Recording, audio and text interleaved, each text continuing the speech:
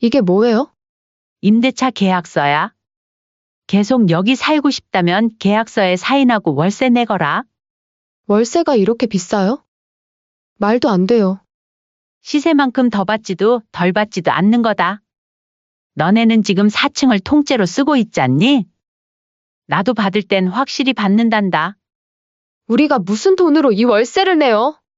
못 내겠으면 나가면 되지 않니? 재호야 며느라, 일주일 안에 결정해. 계약서에 사인하고 월세를 내든지 아니면 집을 비우든지. 올해는 못 기다린다. 이번 사연의 주인공은 72세 김옥자 씨입니다. 그리고 그녀의 아들 부부와의 복잡한 관계에 관한 이야기입니다. 옥자 씨는 인생이란 참 무상한 것이라는 걸 자신의 삶을 통해 뼈저리게 느꼈습니다. 평생을 남편과 아들을 위해 헌신했던 여자가 어느 날 갑자기 버림받는 비극을 맞이하게 될 줄 누가 알았겠습니까? 가족이라는 이름으로 묶여있던 관계가 돈 앞에서 이렇게 쉽게 변질될 수 있다는 것을 말입니다. 여보, 오늘도 밤새 일해야 해요. 재호 학원비 대려면 어쩔 수 없어요. 옥자 씨의 귓가에는 이제는 고인이 된 남편의 목소리가 아직도 선명합니다. 30년 전 남편은 작은 인쇄소를 운영하며 밤낮 없이 일했습니다. 그런 남편 곁에서 옥자 씨도 함께 도왔습니다. 점심시간에는 도시락을 날랐고 저녁에는 인쇄물 정리를 도왔습니다. 단 하나뿐인 아들 재호가 좋은 대학에 들어갈 수 있도록 모든 것을 바쳤던 시절이었습니다. 그렇게 아들 재호는 장성하여 며느리 혜림이와 결혼을 하였습니다. 옥자 씨는 아들도 다 키워놨겠다, 앞으로 편안한 노후만 있을 거라 생각했죠. 하지만 그 생각도 잠시 어느 날 남편이 화장실에서 쓰러진 이후 뇌출혈로 인해 갑작스럽게 세상을 떠나게 되자 옥자 씨의 삶은 더욱 외로워졌습니다. 아들 재호는 1년에 명절 2번 정도 얼굴을 비추는 게 전부였고 며느리 혜림은 늘 바쁘다는 핑계로 연락조차 드물었습니다. 혜림의 목소리에서는 항상 불편함이 묻어났습니다. 마치 시어머니와의 대화가 큰 부담처럼 말이죠.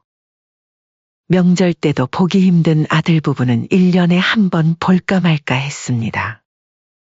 작은 선물을 들고 아들 집을 방문할 때면 항상 현관에서 신발을 벗기도 전에 혜림의 목소리가 들렸습니다. 어머니, 오늘은 언제 가실 거예요? 밥은 먹고 가려 했는데 식사는 했니? 네, 저희 밥 먹어서 식사는 좀 어렵겠는데요? 그 말 한마디에 옥자 씨의 마음은 얼어붙었습니다. 그래도 참았습니다. 아들 재호가 있으니까요. 하지만 재호는 그런 옥자 씨의 마음을 아는지 모르는지 항상 노트북만 들여다보고 있었고 어머니, 버스 놓치시면 안 되니 일찍 돌아가시는 게 좋을 것 같아요. 라는 며느리 혜림의 말이 따라왔죠. 그런 삶이 계속되리라 생각했습니다. 평생 혼자 쓸쓸히 늙어갈 거라고 체념했습니다. 그런데 인생은 참 예측할 수 없는 법이었습니다. 30년 전 친구 영숙이의 말을 듣고 분당에 작은 땅을 샀던 기억이 납니다. 그때는 남편도 반대했습니다. 먹고 살기도 힘든데 무슨 땅이냐고요. 하지만 친구 영숙이가 그렇게 강조했습니다. 옥자야, 이거 사두면 두고 봐. 나중에 대박 날 거야. 내 말 믿어봐. 돈 1,000만 원 정도는 인생에 없다 생각해도 되잖아? 그때 모아둔 얼마 안 되는 돈으로 땅을 샀습니다. 그리고 잊고 살았죠. 땅 문서는 오래된 서랍 속에 넣어두고 거의 30년을 보냈습니다. 그러던 어느 날 부동산에서 전화가 왔습니다. 김옥자님, 분당 땅 혹시 파실 생각 없으세요? 지금 그 지역이 개발되면서 가격이 많이 올랐거든요. 처음에는 귀를 의심했습니다. 제 이름으로 된 땅이 있다고. 그래서 부동산을 찾아갔습니다. 그리고 그곳에서 충격적인 소식을 들었습니다. 30년 전 2천만 원의 산 땅이 지금은 무려 40억 원의 가치를 지니고 있다는 것입니다. 개발 호재로 인해 가격이 200배 이상 뛰었다는 말에 옥자 씨는 눈앞이 캄캄했습니다. 정말인가요? 제가 가진 땅이 그렇게 비싸다고요? 부동산 중개인은 확신에 찬 목소리로 대답했습니다. 네, 맞습니다. 지금 이 지역은 블루칩이에요. 분당선이 지나가면서 가격이 천정부지로 올랐어요. 매도하실 생각 있으시면 바로 연결해 드릴 수 있습니다. 옥자 씨는 그 자리에서 결정을 내렸습니다. 이제 자신의 노후를 위해 그 땅을 팔기로 한 것입니다. 40억이라는 돈은 상상도 못할 금액이었습니다. 평생 검소하게 살아온 옥자 씨에게는 그야말로 하늘에서 떨어진 행운이었죠. 그리고 얼마 지나지 않아 옥자 씨는 경기도 교통 좋은 곳에 6층짜리 빌라를 통째로 매입했습니다. 월세 수입만으로도 충분히 여유롭게 살 수 있는 금액이었습니다. 평생 남의 눈치 보며 그리고 남의 밑에서 뼈 빠지게 일만 하며 살아온 옥자 씨에게 이제 제 발로 설 수 있는 기회가 온 것입니다. 그런데 이상한 일이 벌어졌습니다. 평소에는 연락도 없던 아들 재호와 며느리 혜림이 갑자기 자주 연락을 해오기 시작한 것입니다. 어머니, 요즘 어떻게 지내세요? 식사는 잘 챙겨 드시죠? 며느리 혜림이의 다정한 목소리가 전화기 너머로 들려왔습니다. 평소와는 너무나 다른 톤이었습니다. 그래, 잘 지내고 있어? 무슨 일이니? 아들 부부는 어떻게 알았는지 옥자 씨가 빌라를 산 얘기를 알고 있었고 그 사실을 확인하기 위해 전화를 한 것이었죠. 안 그래도 이번 주에 찾아뵈려 했는데 언제가 좋으세요? 아, 말 나온 김에 지금 갈까요? 식사는 하셨어요? 갑작스럽구나. 밥은 아직이다. 저희가 이번에 사뒀던 한우 세트가 있는데 어머니랑 같이 먹으면 좋겠다는 생각이 들더라고요. 전화를 끊자 곧바로 아들 부부가 찾아왔고 며느리 혜림의 눈에는 이전에 본 적 없는 반짝임이 있었습니다. 그리고 그들의 태도는 180도 바뀌어 있었습니다. 이제는 항상 어머니를 걱정하고 건강을 챙기는 효심 깊은 아들과 며느리로 변해 있었죠. 옥자 씨는 그 변화가 갑작스럽긴 했지만 내심 기분은 좋았습니다. 하지만 마음 한구석에서는 여전히 의구심이 자리하고 있었습니다. 과연 이 갑작스러운 변화는 진심일까? 아니면 40억이라는 돈 때문일까? 옥자 씨의 불안은 곧 현실이 되었습니다. 어느 날 저녁 아들 부부가 들고 온 케이크와 함께 제안할 게 있다고 하는 겁니다. 어머니, 이제 이 큰 빌라를 혼자서 관리하시기 힘드실 것 같아요. 며느리는 케이크를 자르며 말을 꺼냈습니다. 옥자 씨는 천천히 시선을 들어 며느리를 바라보았습니다. 그동안은 잘 관리해 왔는데 힘들게 뭐가 있겠니? 그렇지만 어머니, 나이도 있으시고. 며느리는 말끝을 흐리며 아들 재호에게 눈짓했습니다. 엄마, 사실은 저희가 지금 사는 아파트 전세금이 올라서 좀 부담되거든요. 그래서 말인데요. 며느리가 다시 말을 이었습니다. 4층을 개조해서 저희가 들어가 살면 어떨까요? 관리도 조금씩 도와드리고. 어머니 혼자 계시는 것보다 가족이 함께 있는 게 좋잖아요. 옥자 씨는 결국 자식들이 찾아온 건 자신이 아니라 빌라 때문이라는 사실을 직감했습니다. 일단 그 문제는 생각해 볼게. 어머니, 너무 오래 고민하지 마세요. 곧 저희 아파트 계약이 끝나거든요. 며느리가 조금 조급한 목소리로 말했습니다. 옥자 씨는 슬며시 과거를 떠올렸습니다. 내가 돈 없을 때는 한 번도 찾아오지 않더니 어머니, 그게 무슨 말씀이세요? 혜림이 억울하다는 듯 목소리를 높였습니다. 저희가 바빠서 자주 못 온 것뿐이지 저희는 한 번도 어머니를 소홀히 한 적 없어요. 재호가 어색하게 웃으며 말했습니다. 엄마, 이제 저희가 옆에서 더 잘 모실게요. 생각 좀 해주세요. 그래, 그럼 4층만이야. 그리고 리모델링은 너희가 알아서 해. 옥자 씨가 마침내 결정을 알렸습니다. 며느리의 얼굴이 환하게 밝아졌습니다. 정말요? 어머니, 정말 감사해요. 며느리는 옥자 씨의 손을 꼭 잡았습니다. 근데 리모델링 비용은? 그거 저희가 정말 다 내요? 아들 재호가 머뭇거리며 말을 꺼냈습니다. 옥자 씨는 눈을 지그시 감았다 떴습니다. 내 집 꾸미는데 내가 왜 돈을 떼? 그러면 그냥 있는 그대로 살지 그러니? 아니에요, 어머니. 저희가 알아서 할게요. 혜림이 재호의 팔을 꼬집으며 말했습니다. 그렇게 몇 달 후 4층은 옥자 씨가 알던 모습이 아니었습니다. 4개의 호수로 나누어진 집을 하나로 합쳐 공사하였죠. 어머니, 어떠세요? 마음에 드세요? 혜림은 당당하게 집 안을 안내했습니다. 옥자 씨는 호화로운 인테리어를 둘러보며 의아함을 감추지 못했습니다. 이 모든 걸 어떻게 마련했니?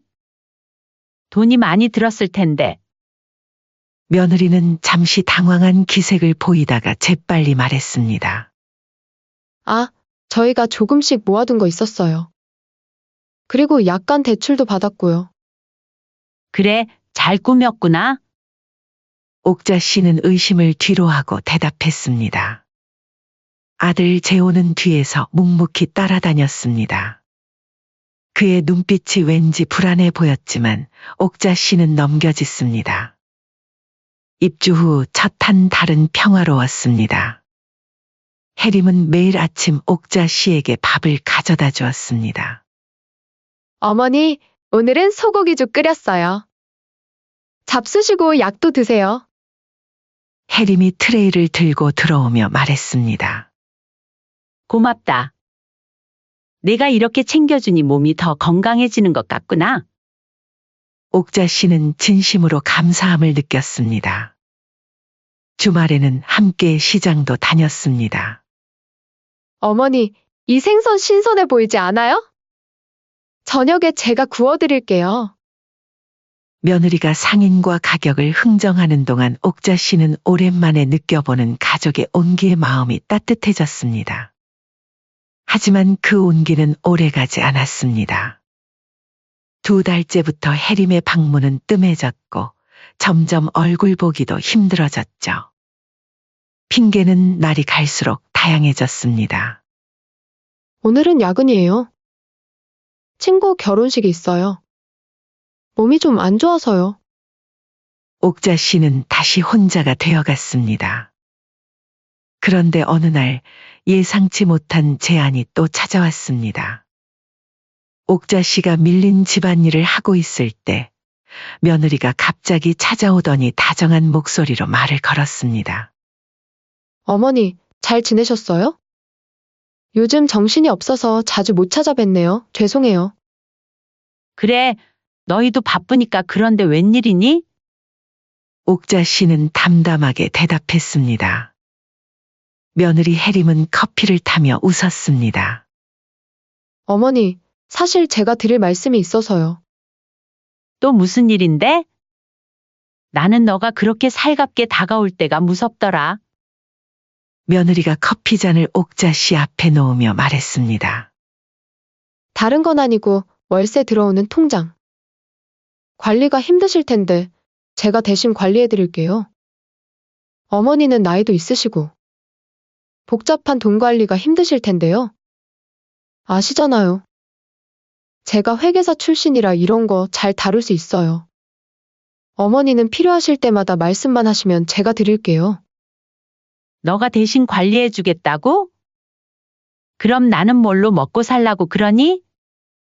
아, 그건. 어머니가 필요하시다 할 때는 제가 직접 보내드릴게요.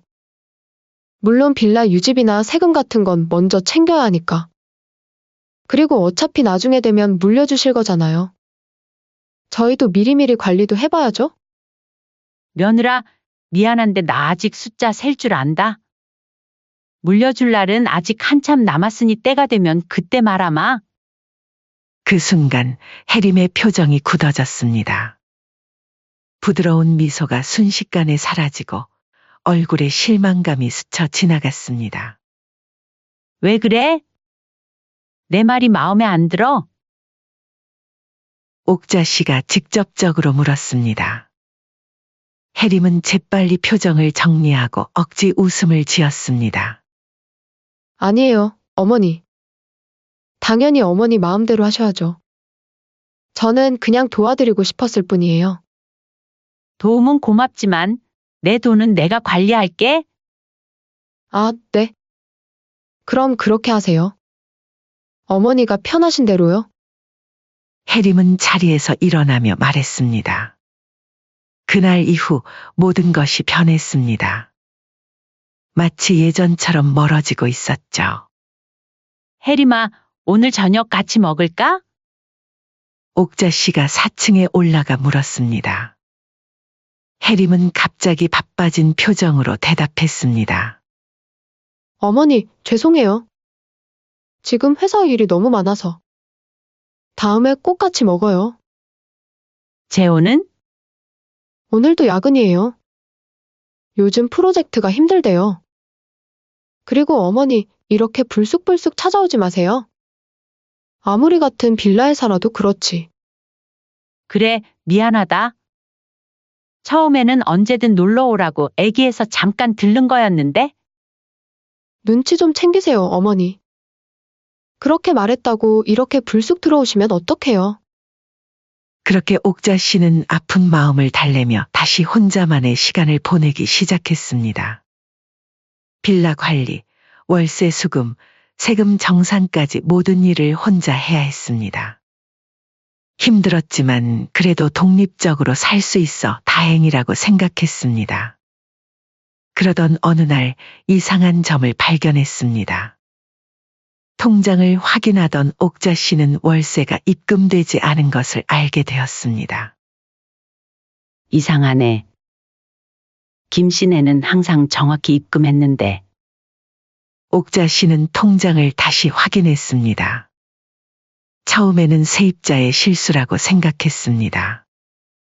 하지만 2달째 같은 상황이 반복되자 의아함이 커졌습니다. 박 씨네도 안 들어왔네. 이 사람들 갑자기 왜 이러지? 옥자 씨는 세입자들의 연락처를 찾아 전화를 걸었습니다. 첫 번째 세입자는 받지 않았고 2번째 세입자도 마찬가지였습니다. 3번째 세입자가 드디어 전화를 받았습니다. 안녕하세요. 혹시 월세 입금이 좀 밀려서 무슨 일 있나 하고 전화드렸어요. 월세요?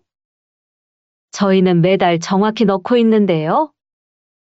세입자가 의아한 목소리로 대답했습니다. 그런데 제 통장에는 입금된 게 없어요. 옥자 씨가 말했습니다. 전화기 너머로 잠시 침묵이 흘렀습니다. 아. 저희는 지난 2달 동안 며느리분이 알려주신 새 계좌로 월세를 넣고 있어요. 주인 허락 받았다고 하셔서. 예금주가 오혜림 씨인데 며느님 아니신가요? 그래요? 저희 며느리는 맞는데 일단 알겠습니다. 전화를 끊고 한동안 움직이지 못했습니다. 눈앞이 캄캄해지는 느낌이었습니다. 가족이라고 믿었던 사람들, 그토록 의지하고 싶었던 아들과 며느리가 자신의 등 뒤에서 이런 짓을 벌이고 있었던 것입니다. 어떻게 이런 짓을 대놓고 뻔뻔하게 할 수 있지? 그녀는 천천히 일어나 현관문을 향해 걸어갔습니다. 그리고 4층으로 향하는 계단을 한 계단 올라갔습니다. 옥자 씨의 발걸음은 무거웠지만 분노가 그녀를 밀어올렸습니다. 4층 문 앞에 도착한 그녀는 잠시 숨을 고르고 손을 들어 문을 두드렸습니다. 아무도 대답이 없자 그녀는 더 세게 문을 두드렸습니다. 혜림아, 문 열어. 문 너머에서 움직이는 소리가 들렸습니다. 잠시 후 문이 살짝 열렸고 혜림의 얼굴이 보였습니다. 어머니? 무슨 일이세요? 며느리는 문을 완전히 열지 않은 채 물었습니다. 옥자 씨는 더 이상 참을 수 없었습니다. 손으로 문을 밀치고 안으로 들어갔습니다. 거실에는 재호가 TV를 보고 있었고 그는 옥자 씨를 보자 당황한 표정을 지었습니다. 너희 지금 무슨 짓을 한 거냐? 옥자 씨의 목소리가 온 집안에 울려 퍼졌습니다. 재호가 얼른 일어났습니다. 엄마, 무슨 일인데 그러세요? 무슨 일이냐고? 세입자들 월세를 너희 통장으로 받은 일 말이다. 옥자 씨는 손가락으로 두 사람을 가리키며 소리쳤습니다. 내가 그렇게 믿었는데 내 등 뒤에서 이런 짓을 하다니? 혜림은 잠시 당황한 기색을 보이다가 이내 담담한 표정으로 바뀌었습니다. 아, 그거요? 어차피 말씀드리려고 했어요. 뭐라고? 옥자 씨는 믿을 수 없다는 표정으로 며느리를 바라보았습니다. 혜림은 재호에게 눈길을 주었고 재호는 어색하게 웃으며 말했습니다. 어머니, 저희가 좀 급한 일이 있어서 그랬어요. 곧 다시 드리려고. 거짓말 마. 세입자한테 들었다. 계약 연장에 임대료 인상까지 얘기했다며? 그건 내가 결정할 일이야. 옥자 씨의 목소리가 떨렸습니다. 혜림이 한숨을 내쉬었습니다. 어머니, 저희도 살아야지요. 재호 회사 사정이 안 좋아져서 월급이 많이 줄었거든요. 그래서 내 돈을 훔치는 게 해결책이냐? 옥자 씨는 더 이상 눈물을 참지 못했습니다. 내가 너희를 이 집에 들인 것부터가 실수였어. 어머니, 그렇게 말씀하시면 서운하잖아요. 저희가 옆에서 어머니 모시고 빌라 관리도 돕고 있잖아요. 그러면 저희도 월세 조금은 받을 수도 있죠. 모시고 도와준다고? 언제부터? 관심 한 번 안 보이다가 돈 생기니까 다가와서는. 엄마! 저희도 어렵게 사는 거예요. 엄마는 이렇게 큰 빌라 갖고 계시면서 혼자서 다 헤쳐먹으려고 하시는 거예요? 그래서 내 엄마 등쳐먹어도 된다는 거냐? 내 아버지가 살아계셨으면 뭐라고 하실지 생각해봤니? 아니, 어머니 그 돈 싸들고 저승까지 가져가시게요? 그 정도는 좀 도와주실 수 있는 거잖아요? 나이도 70이 넘어서 무슨 돈이 필요하다고. 옥자 씨는 그 말에 가슴이 찢어지는 것 같았습니다. 그토록 신경 썼던 며느리가 자기 배 아파 낳은 아들이 이런 말을 하다니. 그녀는 벽을 짚으며 간신히 균형을 잡았습니다. 내가 평생 고생해서 번 돈이야. 너희를 위해서도.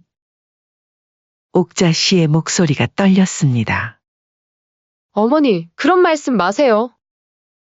어차피 나중에 저희 것 될 텐데 지금 좀 쓰는 게 뭐가 문제예요? 나중에 너희 거라고? 누가 그렇게 정했는데? 당장 세입자들에게 연락해서 원래 통장으로 입금하라고 해. 꼭 그렇게까지 하셔야 돼요? 어머니 말대로 월세를 다 주는 건 어렵다 쳐도 조금은 나눠줄 수는 있잖아요? 그 정도 유두리만 보여줘도 저희는 납득을 할 텐데 어머니는 너무 강경하게 나오시잖아요. 그게 말이 되니? 나한테 맡겨놓은 것처럼 얘기하는구나? 이러니까 어머니랑은 얘기하기 싫어요. 오늘은 그만 얘기해요. 이렇게 나오시면 앞으로 어머니 안 보고 살 거예요. 안 보고 산다고? 너 지금 나한테 협박하는 거니? 네, 그깟 돈 몇 푼 아까워하는 어머니 보고 싶은 생각 없네요. 이제 알아들으셨으면 그만 나가세요. 10초 안에 안 나가시면 경찰 부를 거예요. 뭐라고? 옥자 씨는 믿을 수 없다는 눈으로 며느리를 바라보았습니다. 어머니도 저희한테 썬 그으시니까 저도 선 긋는 거예요. 지금 어머니는 저희 집에 무단 침입하셨어요. 4층은 저희가 살고 있는 공간이잖아요. 옥자 씨는 충격에 휩싸여 아들을 바라보았습니다. 재호야, 너도 이렇게 생각하는 거니? 재호는 아내와 어머니 사이에서 눈치만 보다가 고개를 숙였습니다. 그의 침묵은 모든 것을 말해주었습니다. 옥자 씨의 가슴에 뜨거운 것이 치밀어 올랐습니다. 평생 자식을 위해 산 자신이 이렇게 버림받는구나. 그녀는 떨리는 다리로 문 쪽으로 향했습니다. 알았다. 너네 말대로 나갈게. 방을 나서는 순간 혜림이 재호에게 속삭이는 소리가 들렸습니다. 괜찮아. 곧 진정하실 거야? 어디 갈 데도 없으시잖아. 이렇게 강경하게 나가야지 알아들으실 거야? 옥자 씨는 그 말을 듣고 주먹을 꽉 쥐었습니다. 그들이 생각하는 것보다 자신은 훨씬 강하다는 것을 보여주리라 다짐했습니다. 옥자 씨는 자신이 준 아들 집에서 사실상 쫓겨나듯 4층에서 내려왔습니다. 자신의 집, 자신의 빌라에서 쫓겨난 것입니다. 1층에 도착한 옥자 씨는 거실 소파에 힘없이 주저앉았습니다. 이제 어쩌지? 그녀는 작은 목소리로 중얼거렸습니다. 그때 전화벨이 울렸습니다. 오랜 친구 영숙이었습니다. 옥자야, 요즘 어떻게 지내? 괜찮아? 친구 영숙의 밝은 목소리가 전화기 너머로 들려왔습니다. 옥자 씨는 잠시 망설이다가 모든 일을 털어놓았습니다.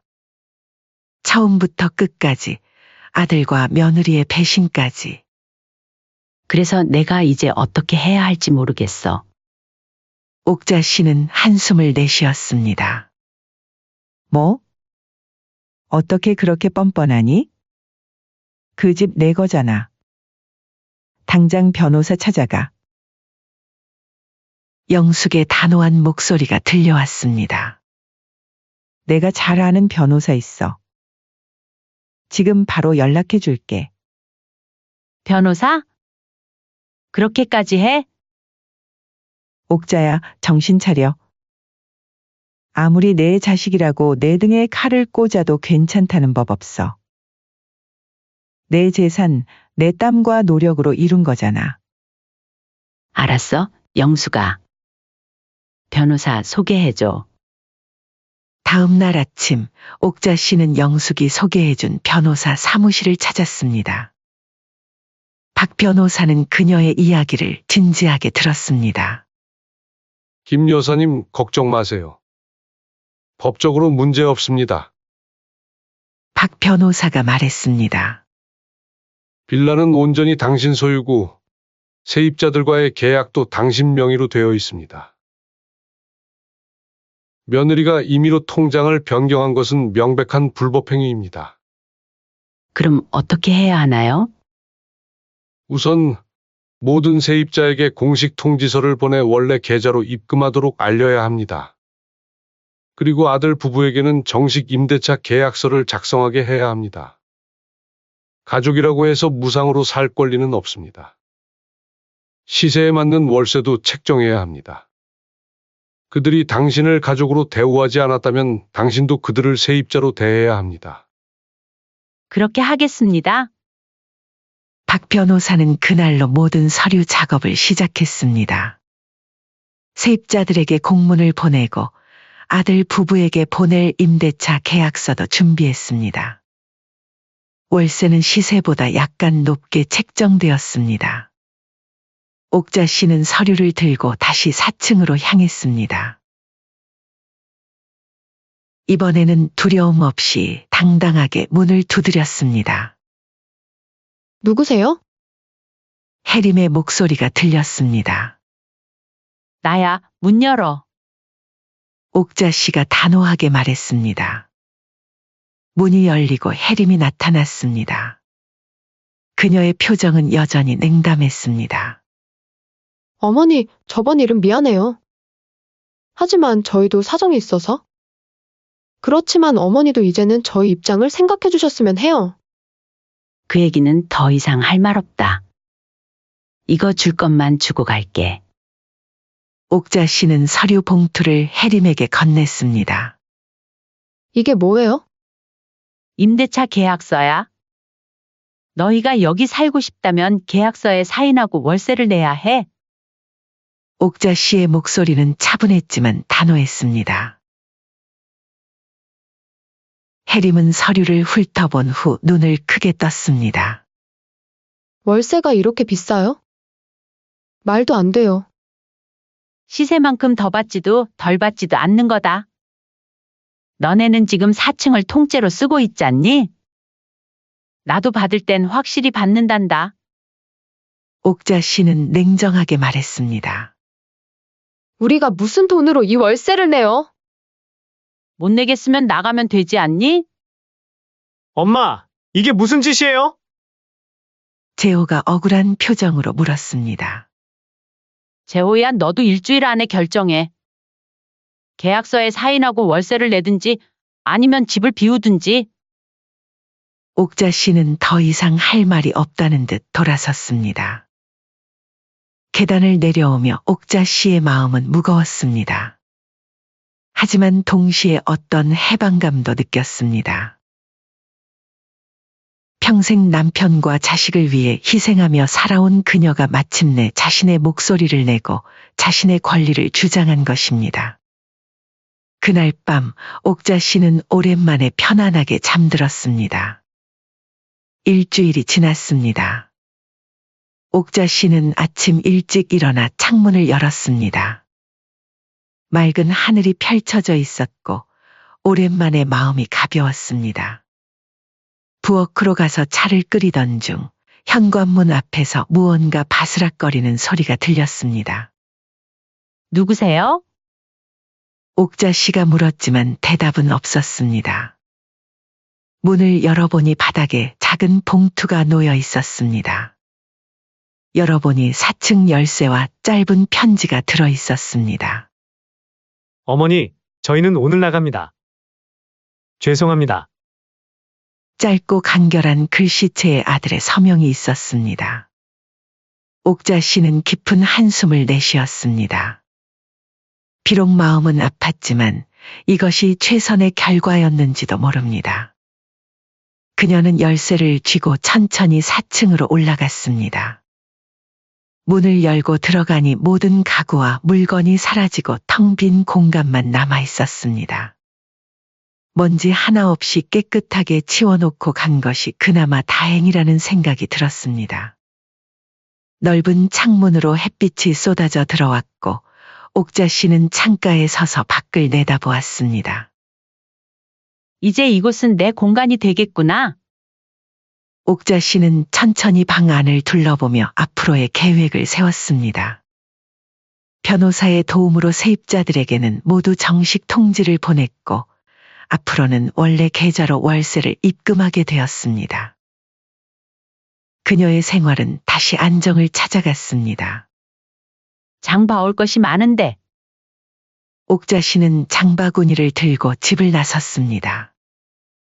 시장에서 옥자 씨는 오랜만에 가뿐한 발걸음으로 걸었습니다.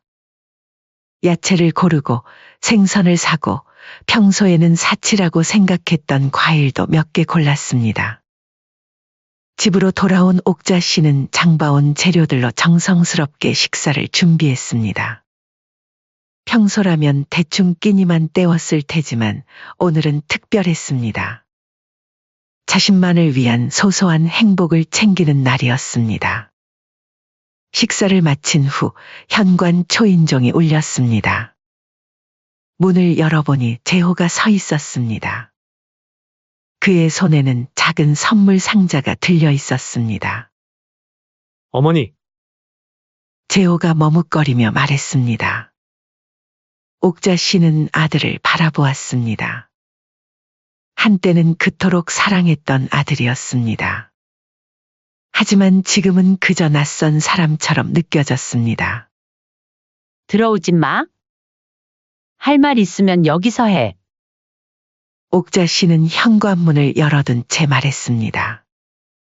죄송해요, 어머니. 혜림이가 했던 일. 저도 막지 못했어요. 이건 어머니 생신 선물이에요. 그는 선물 상자를 내밀었지만 옥자 씨는 받지 않았습니다. 내 마음은 고맙다만 이제 필요 없단다. 한번 부서진 믿음은 다시 안 붙는단다. 어머니, 저희가 정말 잘못했어요. 다시 기회를 주시면 재호가 애원하듯 말했습니다. 아니, 재호야? 이제 됐어. 옥자 씨가 고개를 저었습니다. 이제 예전처럼 무조건 다 해주고 참고 용서하는 엄마는 아니야. 알겠습니다, 엄마. 정말 죄송해요. 그는 선물을 현관 앞에 놓고 천천히 뒤돌아 걸어갔습니다. 옥자 씨는 그의 뒷모습을 지켜보다가 문을 닫았습니다. 선물은 그대로 놓아두었습니다. 그날 저녁 옥자 씨는 4층으로 올라가 새로운 공간을 꾸미기 시작했습니다. 오래된 가구들을 정리하고 벽지도 바꿀 생각이었습니다. 그녀는 자신이 좋아하는 파란색 소파를 두고 작은 화분들도 몇 개 들여놓으려 했습니다. 옥자 씨의 인생은 이제 새로운 장을 열었습니다. 더 이상 누군가를 위한 삶이 아닌 오직 자신만을 위한 삶을 살기로 한 것입니다. 그녀는 평생 자신을 희생해왔지만 이제는 그 시간이 끝났다는 것을 깨달았습니다. 다음 주부터 그녀는 문화센터에서 그림 교실에 등록하기로 했습니다. 젊었을 때 잠시 배우다 만 수채화를 다시 시작할 생각이었습니다. 오랜 친구 영숙이와 함께 제주도 여행을 계획하기도 했고 평소 가보고 싶었던 유럽 여행도 생각 중이었습니다. 72세. 이제 시작이지. 옥자 씨는 거울 속 자신의 모습을 바라보며 웃었습니다. 그녀의 얼굴에는 세월의 흔적이 깊게 새겨져 있었지만 눈빛은 더없이 맑고 강인했습니다. 돈과 재산 때문에 변해버린 가족의 모습에 상처받았지만 그 상처가 오히려 그녀를 더 강하게 만들었습니다. 그녀의 마음 한구석에는 여전히 아들에 대한 사랑이 남아있었지만 이제 그것은 맹목적인 사랑이 아닌 적절한 거리를 둔 사랑이었습니다. 인연은 그렇게 맺어지고 또 그렇게 변해가는 거야. 옥자 씨는 저녁 찻잔을 들며 생각했습니다. 밤하늘의 별을 바라보며 옥자 씨는 미소 지었습니다. 삶은 계속되고 그녀의 새로운 여정도 이제 막 시작되었습니다. 더 이상 누구의 어머니도 누구의 아내도 아닌 오직 김옥자로서의 삶. 그 삶은 생각보다 훨씬 자유롭고 아름다웠습니다.